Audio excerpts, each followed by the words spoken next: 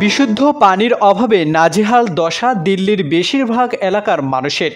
দীর্ঘ লাইনে দাঁড়িয়ে থেকেও মিলছে না খাবার পানি।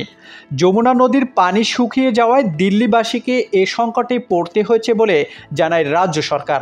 তাই হরিয়ানা, উত্তরপ্রদেশ ও হিমাচল থেকে পানি সরবরাহের জন্য সুপ্রিম কোর্টের কাছে আর্জি জানায় তারা। পানির ট্যাঙ্ক দেখা মাত্র হুমড়ি খেয়ে পড়ছে শত শত মানুষ। বালতি, ড্রাম ও বোতল করে যে যেভাবে পারছে পানি সংগ্রহে ছুটছে। পানির জন্য হাহাকারের এই চিত্র ভারতের রাজধানী দিল্লির। গেল কয়েকদিন ধরে দিল্লিতে বেড়েছে তাপপ্রবাহ। তাপমাত্রার পারদ ছুঁয়েছে 50 ডিগ্রি সেলসিয়াস পর্যন্ত।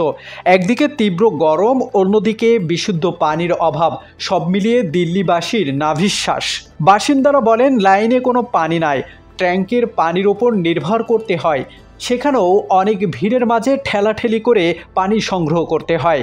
যারা পানির জন্য আসে তাদের মধ্যে মাত্র 25% মানুষ পানি পায়।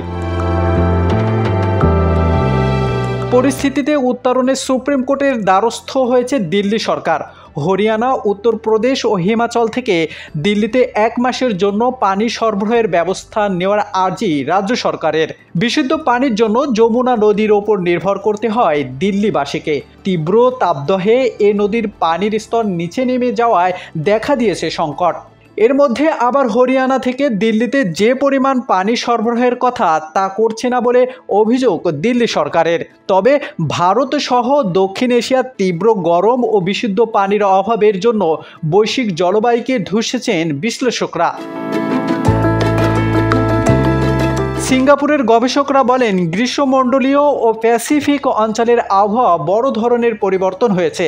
এতে করে এই অঞ্চলের তীব্র গরম ও অতিরিক্ত বৃষ্টি দেখা যাচ্ছে। ভবিষ্যতে আরও ঘন ঘন বৃষ্টি ও আরও বেশি তাপপ্রবাহ হওয়ার আশঙ্কা রয়েছে। দিল্লি ছাড়া ভারতের মুম্বাই ও বেঙ্গালুরুতে দেখা যায় বিশুদ্ধ পানির তীব্র সংকট।